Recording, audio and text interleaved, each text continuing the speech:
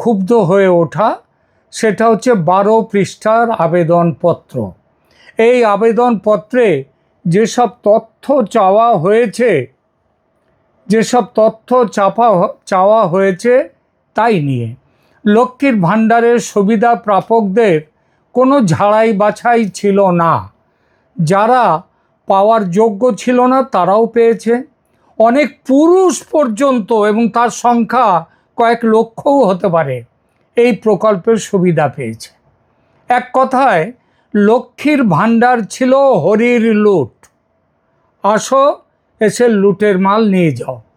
শুভেন্দু সরকার সেই লুট বন্ধ করে যারা এই ভাতা পাওয়ার যোগ্য তাদের চিহ্নিত করার চেষ্টা করছে।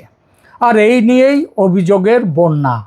আমি নতুন সরকারের এই প্রচেষ্টাকে যুক্তিসঙ্গত মনে করেও বলবো, পুরো পরিবারের সম্পত্তির ঠিকুজি কোষ্ঠী জোগাড় করে সেসব লেখা সাধারণ মহিলাদের কাছে সত্যি খুব অসুবিধাজনক।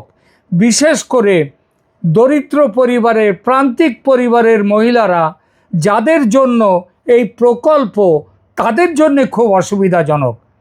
এবং যেখানে শিক্ষিত এবং যারা অন্যায্যভাবে এই প্রকল্প নিতে পারে, তারা কিন্তু ইচ্ছা মতো, সুবিধা মতো তাদের হাতের কলমের জোরে মিথ্যা তথ্য, ভুল তথ্য এগুলো দিয়ে এই সুবিধা আদায় করে নেবে।